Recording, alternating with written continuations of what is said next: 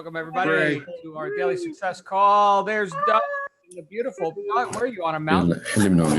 Spectacular. All right, guys. Good morning. Hello. We got a whole crowd here. There's Esther and Suzanne. Good to see you guys. Gail, Michaela. Hey, Ethne. There's Tom. Hi.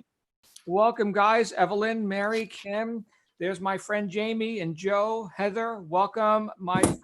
Look at everybody. There's Therese. Therese, I put my, was it you who was asking for my email address? I put it in the chat. There's Stephen. Good to see you, Faye. Looks like Faye is doing okay, John? You okay, buddy? All right. Hey, guys. I walked in on a conversation, and I think it was Neil and Jamie were talking about the possibility of using your physical address. Because now, can someone enlighten me? What is Amazon? Let me go ahead and mute all so we've got good sound. Okay, so whoever wants to unmute and talk about what was this topic that I just walked in on with addresses and transparency, or however they're calling it. So Amazon sent everybody an email that is a seller or registered seller that by September 1st, that your address that you have given them to set up the account is going to be disclosed. So you have to read the email. It's very lengthy, like everything else that Amazon does. There's really not much you can do about it because you did sign their agreement with them. Mm-hmm. So, but I haven't done I don't have a problem, in other words, with my address disclosure. But if you do have a problem, then you definitely do have to do the research to find out if you can change it. That's all. Mm-hmm. Got it. And I think Leanne Stewart just dropped a YouTube address or something. Yes, what to do. I see. Leah Stewart, do you have some insights on that? Okay. Yeah. Hold on, I got to shut something because someone's talking here. I think that's me. Hold on. Well, let me give you my thoughts on that. Having been in online marketing for a long time, I do not post my physical address. So I don't. I suppose you could, if you trust, the broad 7+ billion people on planet Earth, and everyone's sane, right? Everyone's good to go. They're just like you and I, right? They're reasonable people. No, I think not. Okay, what do you think, Stuart? Oh, Stuart's still shutting something down. Evelyn, what do you think? Sorry, guys. Yeah, so Amazon sent something out, and then also there was a good blog post from Bradley at Helium 10 that went around. I'm sure all the subscribers got that. But yeah, as Tom and these other folks are saying, your personal address is going to no longer be private. They're going to post it on your seller profile page, and the only way to really work around that is to get a virtual address, which a lot of people in the group have been talking about. In that blog post from Bradley, he dropped a link for a virtual mailbox. He also said that he was able to change the address on his seller account without having to have it verified. So that was sort of the question was, can you just put in a different address and have everything be okay? Or are you gonna have to go through some whole other verification process where you have to submit a new business license and a new LLC doc and all that stuff? And it looked like he was able to do it without having any verification issues. So I think for those of us that are going to try that, I think that's probably a good first step. Fantastic. So I know in Canada, people are using Flex something, which is affiliated with Canada Post, and just getting a virtual PO box. yeah, that's what we're talking about, different options to either UPS or USPS or whatever other company pack and ship that they can give you a virtual physical address to change your address. And for me in particular, I will be an online seller. I don't have a storefront that I want to display. So for me, my privacy is very important, as it is probably for many of us here. And I much rather pay for that privacy. And I would not be using that address to receive any kind of mail. I just want it for display on Amazon. The rest of the mail and packages will continue to come to my home, which is what I was, we were chatting about this when you came in, John. So that's the way. John, we have strict guidelines here about disclosing of personal information, and I'm not too sure that Amazon have actually tested this just yet. I mean, maybe that I may be corrected. That I might be corrected about that. Especially obviously from my point of view, that the job that I'm in, disclosing personal information, which is exactly what they're going to do, without actually having our permission to do that. I'm not too sure whether there was anything in the agreement that we signed. They could just disclose information without our permission that's particularly personal. So Neil, maybe wait and see what happens, I think. Does this strike anybody as not to be pessimistic, but doesn't this strike anybody as odd and kind of opens up fraudulent activity to start looking for all kinds of fake addresses? And I don't mean us. I don't mean what we're trying to. I understand and I respect the resolution of privacy, but it just smacks me in the face that this is just so many people, are going to use this to set up fake accounts and set up fraudulent, storefronts or what have you. I agree, It's not Jamie. the bottom line on all this, whether Hey, let me mention one other thing about that. In that article from Bradley that I just posted in the chat, he mentions that that's already happening in all the other marketplaces. So that if you, instead of a .com, you type in a .mx, you'll go to that profile, that seller's profile page, and it'll already be listed their physical address. So it's already happening. In Japan also, Maybe disclosing addresses. Mhm. is the bottom line on this whether we're going to have to get re-verified? I think not. And thank you, Jeff. And Nicola, you had a comment. I don't know if we caught Yeah, it. sorry, I don't know if you can hear me now. I got quite a detailed email this morning about it, and they already do this across all of Europe. So I think America was the last country to do that. So I wasn't aware of that, but apparently that's already visible to anybody selling in Europe. That with us as well. Yeah. So that's apparently been something where there's been less privacy in Europe than there has been in the States. I think, well, I'll just give you my blanket assessment of this. And that is, if I could protect my personal information, I would do so. Yes, I want to use that platform. Yes, I want to obviously, participate in the whole e-commerce thing via that platform. But there are ways to set up. As you guys know, you've got to be verified with your accounts and everything. And we already heard that people were able to change their business address without re-verification. As far as Jamie's point of people just now deliberately committing fraud or something, well, they still have to jump through all the hoops that everybody had to jump through in the first place to get an account going. So it's not like, they're going to have fake passports now too, all of a sudden. So I'm not sure how much concern there is on the fraud side. I think the privacy side, and maybe this is just how I think, I mean, I use DuckDuckGo as my search engine. I don't use Google, right? So, right, I don't need to be tracked with every move I make, right? I use Firefox browser, which blocks Facebook tracking of me when I everywhere else I go. So Facebook doesn't get to see every single move every breath I take. So that's the way I think. Other people, you may not care. The argument, if you got nothing to hide, no. Not an argument. I don't think. I got nothing to hide. My life's pretty boring. In fact, I'd like it to remain that way. Okay. The bottom line, perhaps, though, that Bradley, his income does not depend on whether Amazon say we're going to re-verify you, whereas for the rest of us, it's a total pain in the butt. Jeff, are you covering your microphone with your hand? No, is that any better? Yes. Okay. Yes, thank you. Yeah. But Bradley's income is not dependent on being verified by Amazon, whereas for the rest of us, it's a big pain. So surely that is kind of critical. Is if we change our addresses to some kind of virtual address, is Amazon at some point down the line going to say re-verify, and we won't be able to? Right. So I can tell you here in the States, I've got a post office box, which I know there was some, there was some conversation about GRDP, whatever the G something for email. Here in the States, they call it CAN spam compliance with the Federal Trade Commission. So I can't send a commercial email to you and 10 million other people unless there is a physical address on the bottom and a conspicuously displayed unsubscribe link. Okay.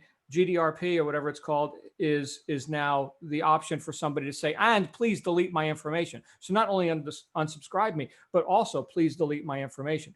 That's fine. Delete you out of the whole database. So I think we've all been here in the States anyway, GDRP compliant for the most part, even before they called it such a thing. However, my address, my physical address for decades has been the post office box, government agency, United States Postal Service. Okay. I pay $100 a year or whatever it is for a PO box, just a little PO box. It does receive mail. I show up every other week and get the junk mail or whatever out of it, right? And throw it in the garbage. Sometimes there's actually something important in there because it is my business address that I use for stuff, right? But that is in every legal sense, right? As long as they're willing to, acknowledge the United States Postal Service, which is a pretty big entity, yeah, then that's a legitimate address. There's no need to verify it further. So there you go. And I guess if crazy people want to show up at the post office, they can. That's their choice. It's happened before. They're just not showing up at my house. Those are my thoughts on that, guys. I wouldn't give it too much. I wouldn't fret over it too much. At the same time, I would be proactive. And now that this has been brought to light, apparently it's been happening in Europe for some time now. Don, can I just say something? You sure can, Ego. Hi. So when I registered my limited company, I used a virtual office. So all of my post goes there and then they forward it to me. But when I set up my Seller Central account, I used my personal address, my residential address. When I got the email, I went on to my my buyer account and added Ego and then the virtual address so that it's one of the addresses I can deliver, I can have Amazon deliver, packages to. Then in Seller Central, I went and I switched from my residential to that address I added, and it was submitted successfully. They didn't have to verify. So the first point where I added the virtual address was from my buyer account, because that's kind of linked to my seller account anyway, right? And then once I did that, I went to my Seller Central the next day and I just switched the addresses from residential to that address I entered yesterday on my buyer account, and it was submitted successfully. And I haven't had anything since in terms of rejections. Very good. Easy peasy. So very good, guys. Yeah, anybody else on this before we move on? I have a question. I'm new. My question to you is, I echo, you just, are you referring to that company that you filed your corporation with, the LLC, it being the registered agent? Because I have a registered agent as well. So I haven't set up my Seller Central. I'm very new. I'm getting in the process of doing that this week. And I am concerned about using my home address. So, but obviously the only documents that I have would be like my orders of incorporation that have, the company that handled the legal incorporation papers. Is that what you're referring to? Yes, but what I suggest you do though, is just go through the process anyway. And then once you're all done and verified, then change it. Add the address to your buyer account, your existing buyer account first, and then later switch, because you're not close to, you're not selling yet. So I would say just wait and then do it later, which is exactly what I did. Perfect. Just thank you so much. We have until September 1st, though. September 1st. Yes. How long ago did I change it? Yesterday. Oh. Somebody just asked that question. So. There you go. Okay. Very good, guys. We're going to go ahead and move on. I just had a little topic in mind that I was thinking of for all of you, and a way to kick off the week. Although I'm really glad that we got to cover this, because I'm sure some people got it. Plus, we recorded the whole thing to YouTube. So for those of you joining us on YouTube, you can revel in the data that we just shared. But I was thinking about self-image. I started my week, this morning, I started my day with an idea of, I've got all these things that I think I should be doing in my life. I've got these ideas, these programs, another book, courses, products, things that I've been involved in for a long time, and they haven't come to fruition yet. I know we've had this conversation before, all the ideas that we haven't acted on as of yet. And I was thinking, why haven't I acted on that? Well, I'm busy. Who's not busy here? We're all really busy people, right? We had a whole conversation last week, almost every day last week, about time and activity management. Okay, so we're busy people. Let's say that that's true for all of us. And none of you are just here for entertainment because you're tired with kitten videos on YouTube or whatever, right? You're here for a purpose. Okay, that's fine. I'm busy. And yet we talked about prioritization, right? So here's what's coming up for me today. There's a bird in hand. Let's say that's your job. That's your whatever keeps the lights on, right? At your current living, your lifestyle, right? And then there's the possibility of something better, right? Which if you weren't reaching for something better, if you were just satisfied, right, you wouldn't be in this conversation. You'd just be doing whatever you normally do. There's an argument for, and I know we're all into the book, The Power of Consistency, all along, right? So there's an argument for keep doing what works, do it so consistently that it's automatic. That's awesome. And yet, where's the evolution, right? Where's the advancement into better, stronger, faster, increase in our lifestyle, which we're all driven to have. So this is what came up for me today. Then my wife, after my morning quiet time and contemplation, my wife walked in a bit teary-eyed, and she had just gotten the news that, my goodness, what's the girl's name? Oh, I'm sorry, guys. John Travolta's wife. Kelly? No, it's Lisa Marie Presley. Kelly Preston. Kelly Preston. Kelly Preston. Right. Kelly Preston just passed from breast cancer, apparently. And my wife just got through breast cancer treatment. Some of you know this. I don't like spout this off in I'm sessions sorry. and all this. But for the last 9 months, chemotherapy, double mastectomy, radiation. Now she's going to be starting the anti-estrogen pills or whatever it is. Okay, she's got to get her health back together, right? But she's a cancer survivor. Okay, I know we've got several. We just heard from one of them here on our broadcast today, right? And yet here's Preston, right, who was in her mid-50s, late 50s, something like that. Not ancient, right? Lost that fight. So then the question in my mind is, great, how much time do you have, John, to sit there and not get it done? To piss away time like you're immortal. Yeah, you got these ideas that you could act on. Sure, you could. So could everybody else. Look, if everybody just reached, if they just did what they knew would serve mankind and produce more benefits in the marketplace in less time, well, we wouldn't have a poverty problem, right? We'd be the shining example for the galaxy. Guess what? So what holds, what holds us back? And I guess I can boil it down to one thing really, and it's fear. That's the one thing. What if I reach and I miss? What if I fail? Mistakes can be expensive. This is the perfectionist talking now. It's kind of like I got these two, and yes, I'm a Gemini. Okay, but there's like these two Johns in here. One's like, go for it. Crush, do it. The other one is like, hold on a second there. Hold on. Here's all the things that could go wrong. Here's all the ways you could lose. Here's all the ways you can fail. I know I'm not unique in that. And you don't have to be a Gemini to do that. I say that, tongue in cheek. It's no big deal, whatever. There's everybody's got the internal dialogue. Okay. But which one wins? Which argument wins? There was a brave, I don't know, I'm supposed to say Indian or Native American, tribal person, indigenous something. Okay, the brave came to the chief and said, Chief, I've got these dreams that I have. I have these dreams that keep recurring. And there's two dogs fighting. There's the brown wolf and the gray wolf or whatever. And the chief says, well, which one wins? And the brave says, whichever one I feed.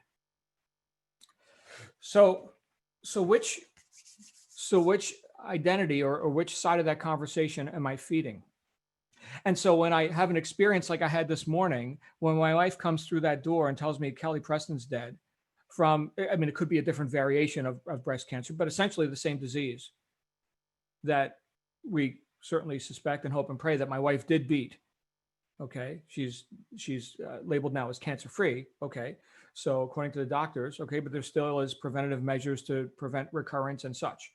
But she's had the full battery of everything Western medicine and alternative medicine has to offer, full battery. God bless, modern medicine. And living here in Phoenix it's like oncology central, right? People come from all over the world to Phoenix for cancer treatments. But okay, how much time do you got, John? That's what just went through my mind. So which side of the conversation did I just feed? The one that says, go for it, do it. Small risks, right? You don't have to put all chips on, all chips on the, I got some ideas, some experiments that don't yet have proof of concept. That's the other thing, right? When we look here at what we're doing with e-commerce, all of you've got proof of concept. There it is. Right. In fact, you could say, let's say someone was critical or antagonistic towards your purposes. And they're like, nobody makes it on the online thing. It's like, you ever seen a cardboard box show up on your doorstep? Yeah, like every day, right? Yeah. There's proof of concept right there. So thanks for your opinion. So you could shut down that argument right there. Proof, overwhelming proof. Okay. But when we venture out into more unknown areas, which, by the way, when I think of my goals, they all lie in the realm of the unknown, whether we're using a proven method or not. All of our goals lie in the realm of the unknown. If you already knew how to reach a goal, you would have already reached it, right? So then I guess that it really comes down to the point of the one question that I've had to ask myself again and again and again and again: how bad do you want it? That's it. How bad do you want it? Do you want it bad enough to feed the side of the conversation that says go for it? Do what you got to do. Be prudent. Yes, be prudent on this side, of course, right? I'm not putting my family at risk or something, but at the same time, go for it. Hit it hard. Hit it so friggin' hard that the world is in awe as you make a spectacle of yourself. Something like that, right?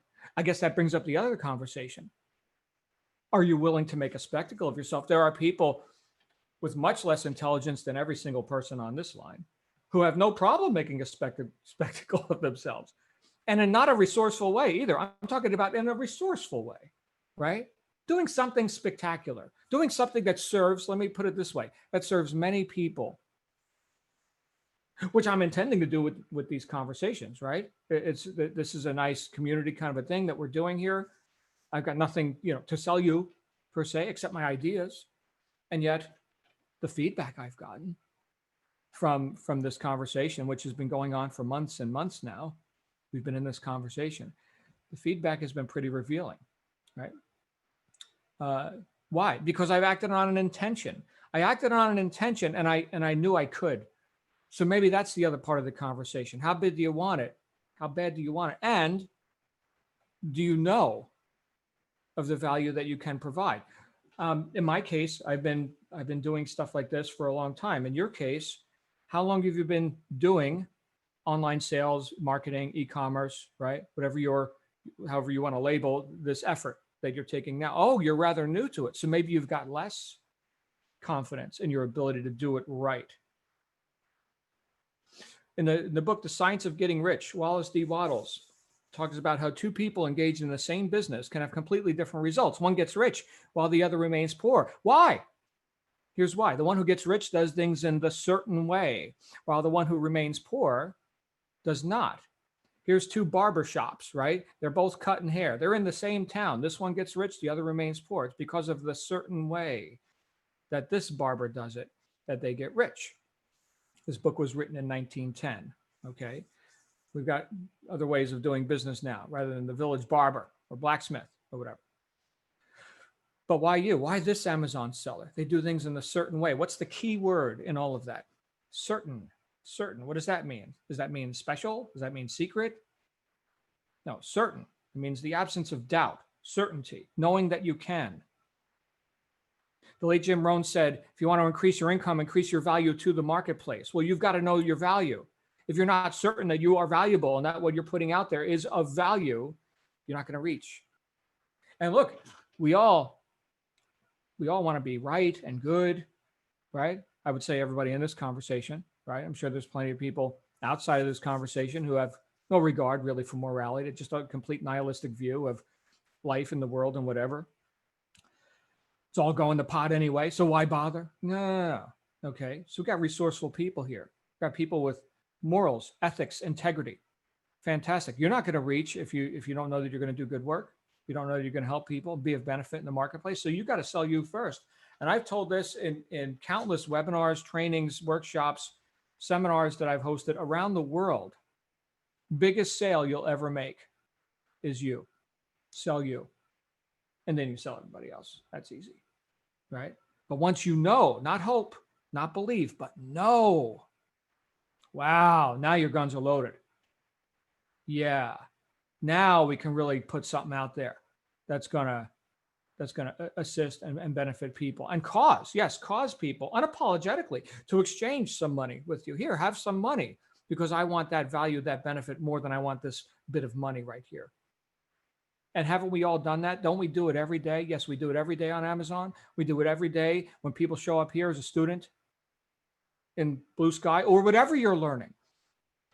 They do it every day in public university as well. I don't particularly agree with the deal, but some people buy that deal. They think that's a good deal. Okay, great.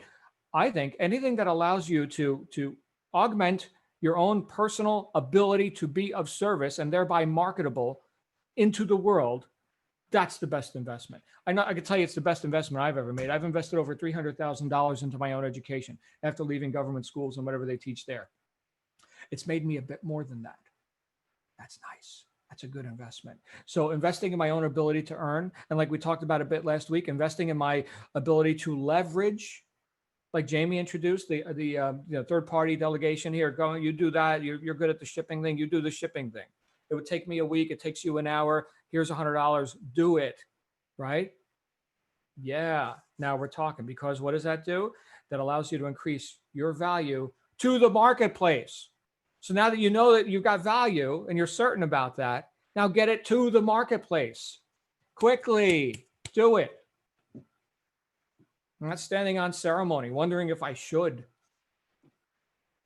Does this resonate with anyone? Am I making any sense?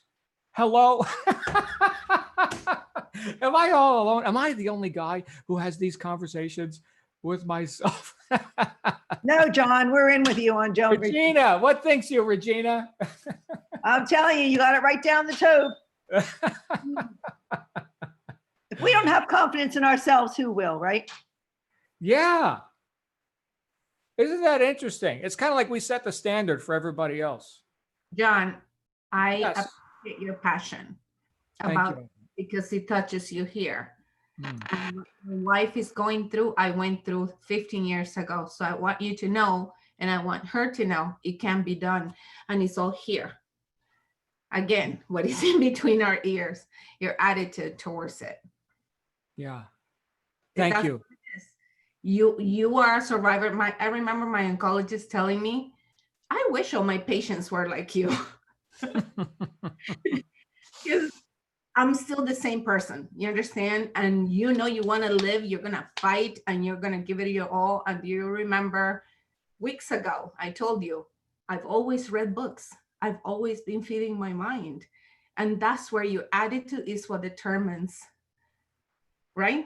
Everything else. So the news about Kelly also hit me, because that word, the C word that we don't want to talk about, because otherwise that's all you concentrate on, is one word I don't want to hear. Not that I am not empathetic to everybody that goes through it, but it touches here, right? Everything attached to emotion. And I know we have a few ladies here too that are survivors, and we can do it. We can do it. We just move forward. And I know that's touching you because it's hitting home. And we got to just keep on moving forward. We got to be those that no matter what gets in our way, the speed bumps of life, we got to get through them one step at a time. That's it. Move forward. Yeah. Thank you, Evelyn. Ego, you got some thoughts on this? Hey, John, can I add something? This is Sashi. Sashi. Yeah, I know I never come on the video, but I always listen to you because I'm working now. I really totally agree with Evelyn, what she said. You know, you've been advertising Power of Mind, the book too. So back home, I'm from Fiji, and I had a patient who had pancreatic cancer. Pancreatic cancer is like lung cancer. And she kind of went into arrest a couple of times, but she had so powerful mindset that she doesn't have cancer. She doesn't have cancer. She's not dying. She will not die.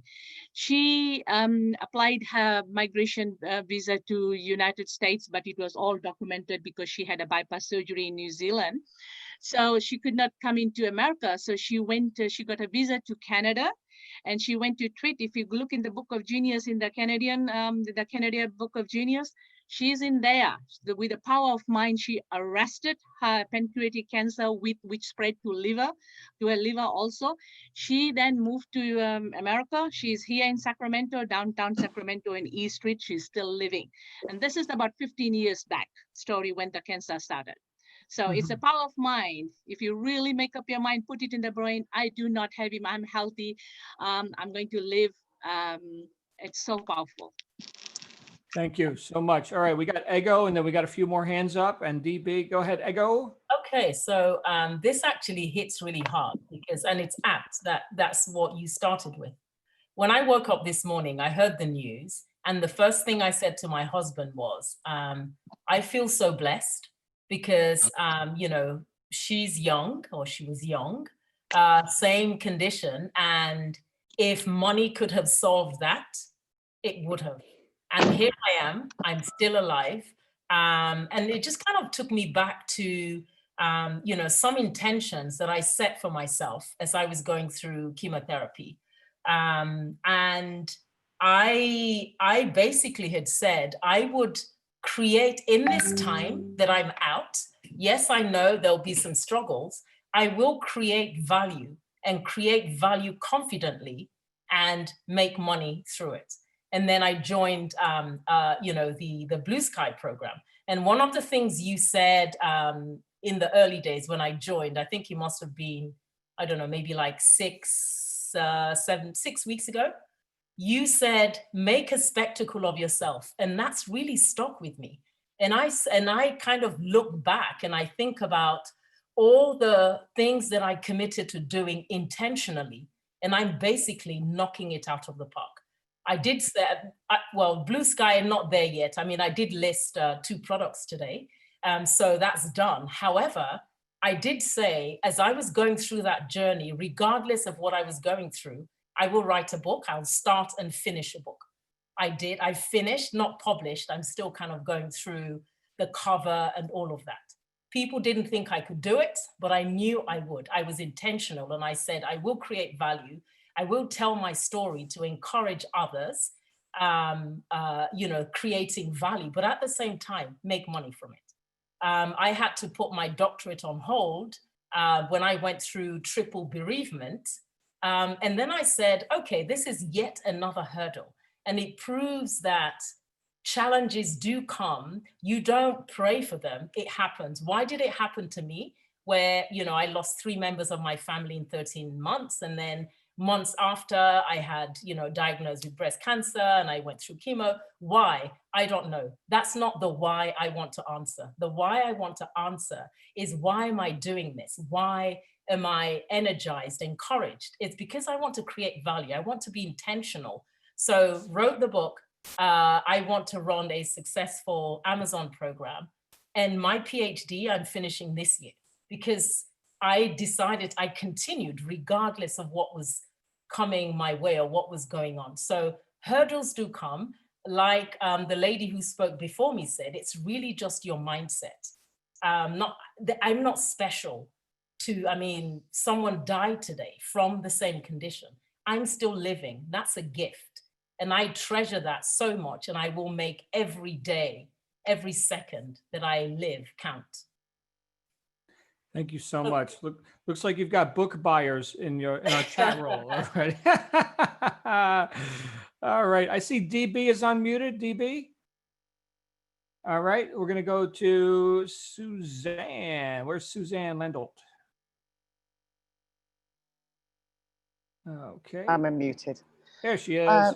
Hi, everybody. Ego, you are incredible. I lost a friend last year to cancer.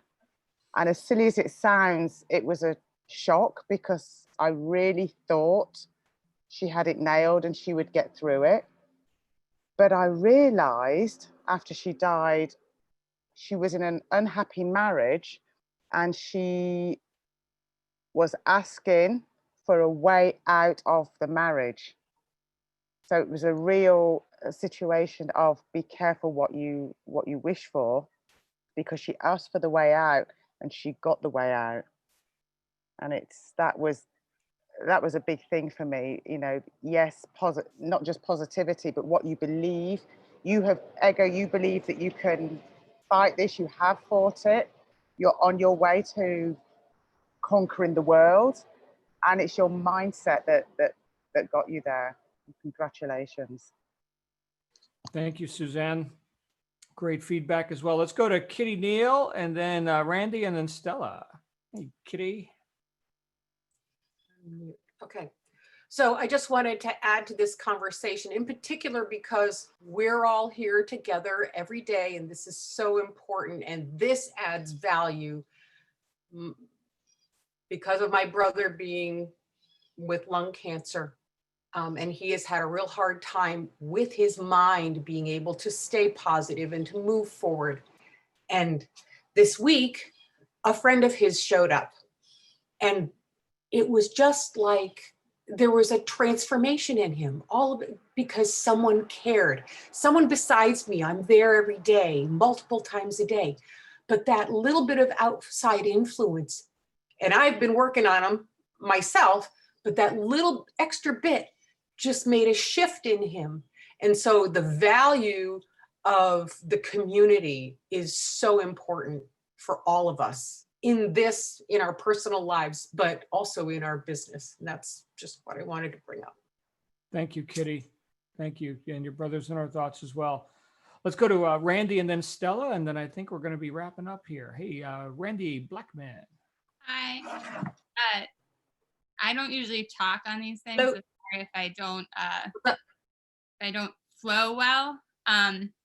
But so I was actually diagnosed with cancer when I was 20 years old. I was in college at the time, and it was really scary. I was very young and I was away from my family, and it was found during a routine physical. I had a large tumor in my throat, and this doctor was like, you need to do something about this right away. And it was after that, just this whirlwind of doctors and fear and everything. And you know, at the time, like I said, I was very young, and maybe it was a little bit that I was naive about things, but I felt fine. Like I didn't feel sick, and I had all of these people telling me like what an issue I had, and I just wanted to graduate college and be with my friends, and I was supposed to be studying abroad, and that's where my mind was. And it was at this time that I was first introduced to all these like mindset things, and I went and my father had a client who studied mindset and was like, I'd love to sit down with your daughter, whatever. So I sat down with this woman, and she was like, she taught me really how important your mindset is, and how, really this whole concept of you are what you become. And I felt fine. I felt healthy. I felt like I wasn't sick, that I was this young, vibrant girl. And it really helped me to like ignore all of these people. You know, I remember sitting in a doctor's office with my parents and the doctor, and I was like, well, can I still go to Italy in a few months? And the doctor was like, if this was my daughter, absolutely not. Your levels are off the charts. Like, you've got to be thinking about your health right now. And I guess the moral of the story is I turned out fine. I beat it. I had to have couple extra surgeries in there that I didn't expect, but everything that I wanted happened still. I still graduated on time with my friends. I still studied abroad. Like nothing stopped me. And I think it's because I didn't listen to what all this fear and this doubt that was all around me. And sure, like there were some hurdles along the way, but at the end of the day, like I still accomplished what I wanted to accomplish, which at the time was to just be a normal college student and to have fun with my friends. And it's all because I think like I didn't let all of that fear and doubt like get into my mind. I felt healthy and I was healthy and I turned out healthy. Well done, Randy. And here you are to share the story. Thank you so much. Always good to see you, my friend. Let's go to Stela Z, and then I think we're going to be wrapping up. Go ahead, Stella. Hi, John. Got some tech issues today, but I wanted to share something I heard from a very bright person a few years ago. This person was very religious, and he told me something once that was, a higher power is watching out for you. If you don't get any obstacles that you can't deal with it, you can't deal with. The more obstacles you get, that means you're made to be strong to get through them. And that saying comes really into my, into my heart every time there's something, the simplest difficult thing that, that we have every day, or, a massive difficulty like, facing cancer, for example. I've been fortunate enough, I've been blessed enough not to go through it. But, for people who go through these things, and I've been through other sort of difficulties, but every time this phrase comes into my mind, if I wasn't strong enough, I wouldn't be going through it. I'm going through it because some higher power thinks that I can go through it. And it doesn't have to be from a religious perspective. It can be, the law of attraction, the universe that you think about. But yeah, I thought it's very useful to share. Thank you, Stella. I heard someone say, God doesn't give you anything more than you can handle. I just wish he didn't think so highly of me. Exactly. Brilliant. All right, guys, we're going to go ahead and wrap up with that. Thank you for this interesting and diverse conversation that we just had today. We're going to get back here again tomorrow and talk about something good. I don't know what. It's going to be good, though. I'll see you guys then. You have a great evening. All right, bye for now. Bye. Bye.